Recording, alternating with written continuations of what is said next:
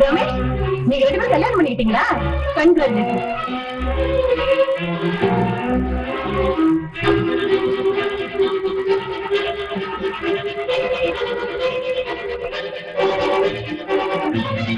கொஞ்சம் லேட் ஆயிட்டாலும் சாவித்திரி பின்னாடி விரட்டிட்டு அலைஞ்சது லேட் ஆகல. சித்ரா அம்மா சாவித்திரி சாயர், கீதா அவங்க அப்பா ரமேஷா அப்படியே உருட்டி வச்ச மாதிரியே இருக்கு. கீதா அவங்க அப்பா ரமேஷா அப்படியே உருட்டி வச்ச மாதிரியே இருக்கு. ரமேஷா அப்படியே உருட்டி வச்ச மாதிரியே இருக்கு.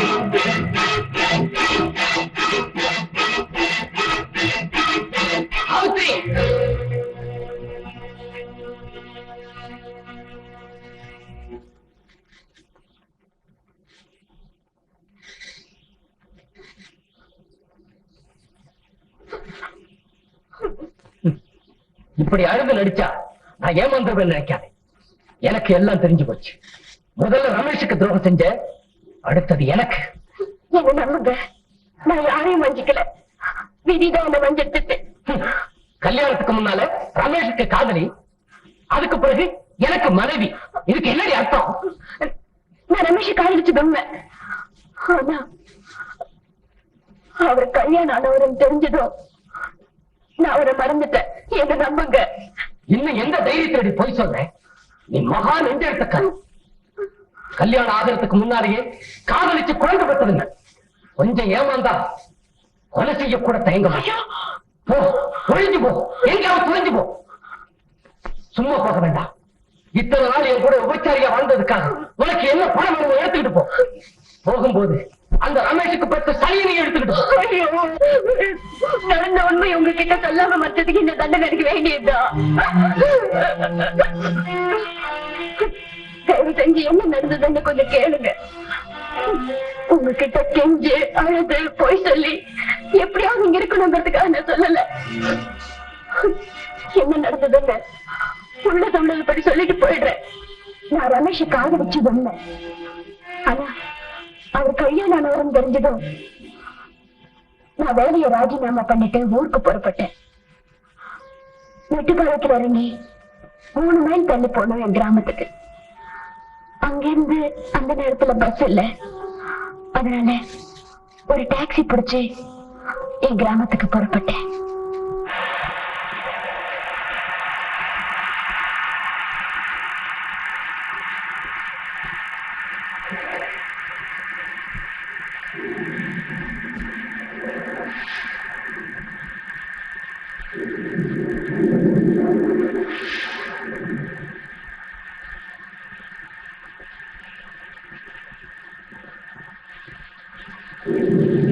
டிரைவரோட பார்வையில ஏதோ தப்பு என்ன இருக்குதுன்னு எனக்கு புரிஞ்சது.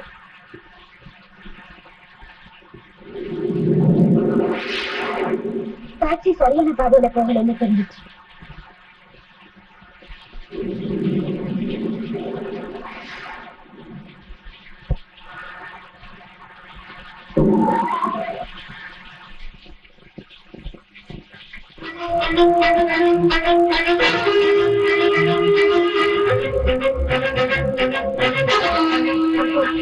எனக்கு எதுவுமே யோசிக்க நேரம் இல்லை. எனக்கு ஓடணும்.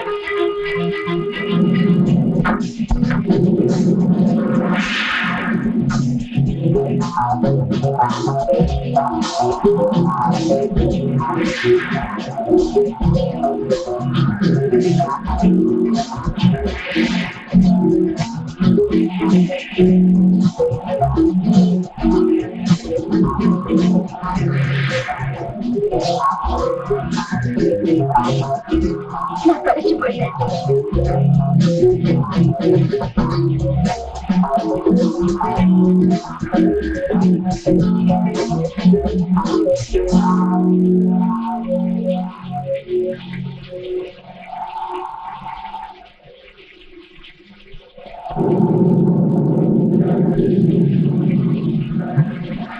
ஏமா நீ எதுக்காக இந்த மழையில இப்படி ஓடி வர?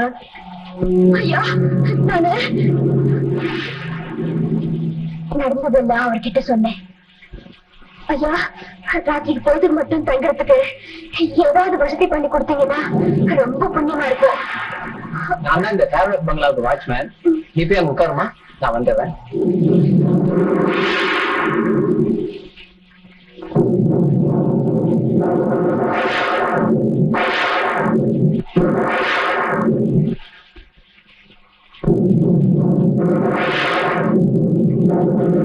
அந்த பங்களாக்குள்ள நுழையும் போது கரண்ட் போயிடுச்சு.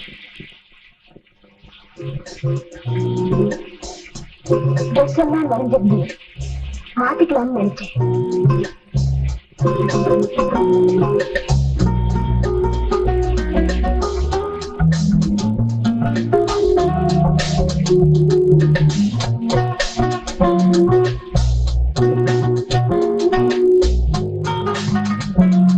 அங்க கிடந்த ஒரு கட்டில் உட்காந்து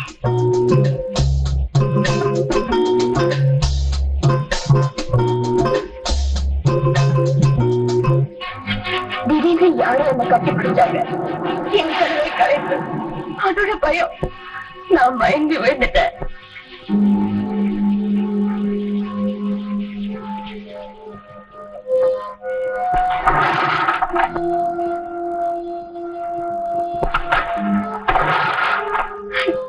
ஏதோ சத்தம் கேட்டு கண் முழிச்சு பார்த்தேன்.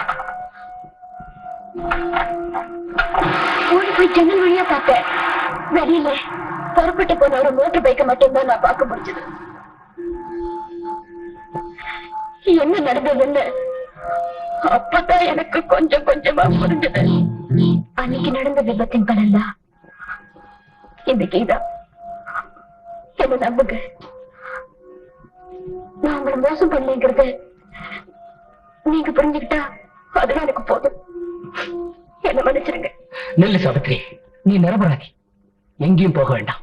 இல்லைங்க, மனதால நான் எந்த துரோகமும் செய்யலனாலும் உடலால கலங்கப்பட்டவதால இதை மறைச்சதே ஒரு பெரிய தப்பு. இனிமே நானும் கீதாவும் இங்க இருக்கிறது உங்க மன அமைதிக்கு நல்லதில்லை. நான் வரேன்.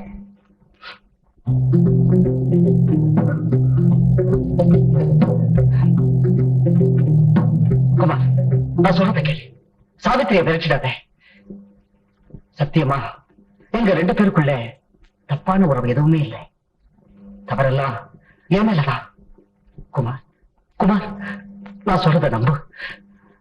பிளீஸ், தப்பு யாரு பேர்லயும் இல்லை, என் பேர்ல தான். இவ்வளவு குழப்பத்துக்கும் காரணம் நான் தான்.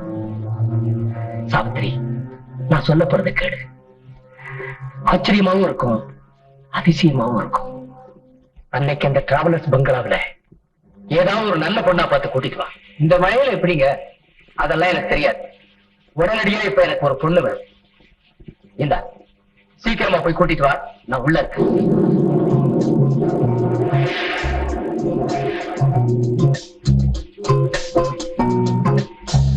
நான் அளவுக்கு மீறி குடிச்சிருந்தேன். சூழ்நிலையை உணர முடியாத போதை.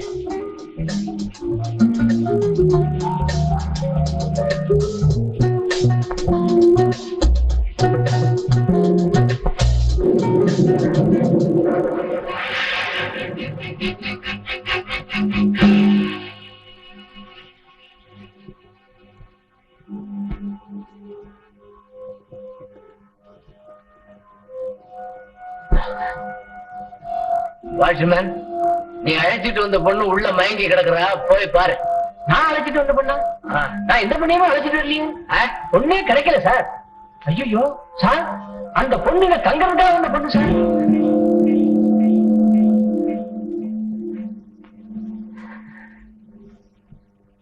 சாவித்திரி, அன்னைக்கு ஒண்ணு கெடுத்தவன் நான் தான்.